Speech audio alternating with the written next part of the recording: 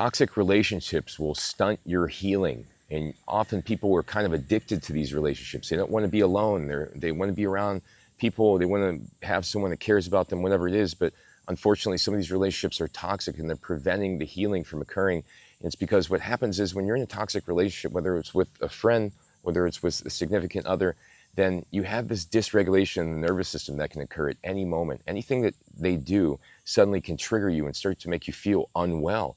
And often it's this roller coaster ride up and down. So you never know what you're going to get. So you go into these meetings with these people or around them kind of in a state of fear subconsciously. You're ready for the next event to happen, which is going to make you feel that emotion that you don't want to feel.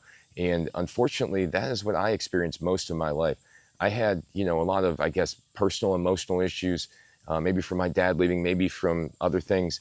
But when I was younger, I started to overvalue all my relationships in my life. I started to care a lot about friends and started to really care so much that if they didn't like me, now all of a sudden I didn't feel good about myself and I felt sad and all these things.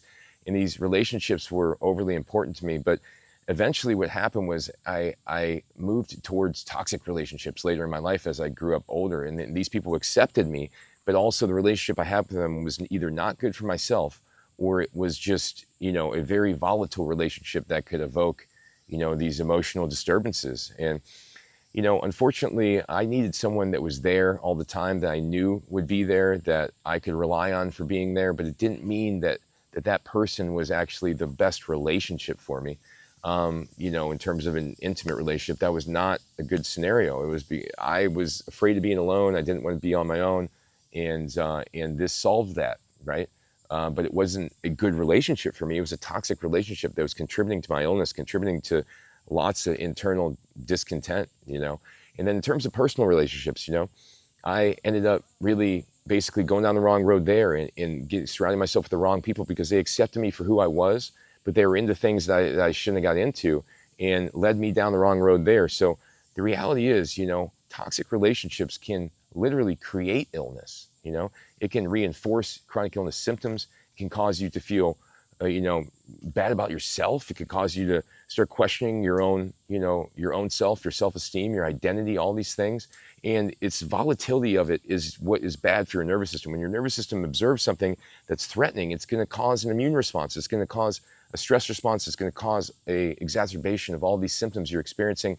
And if you're in a toxic relationship and you're trying to heal, you gotta really ask yourself, is it easier to be in this relationship right now? Or is it going to be easier to start all over again on my own without anybody else, right? You got to ask yourself that question. Whichever one feels scarier, whichever one feels like it's more of a problem, that's the one that you want to avoid, quite frankly. If you want to, at some point though, if you're stuck in this relationship, you're really not supposed to be getting in it. Some point maybe you should gain the strength, even if it appears to be harder to do this. Often in the long run, it'd be more beneficial. So thanks for watching, everybody. Get rid of these toxic people that are in your lives. They're not worth it. You're better than that. You deserve better. And go to my website, endsickness.org. I have hundreds of articles, hundreds of videos on there teaching how to heal yourself. Take care.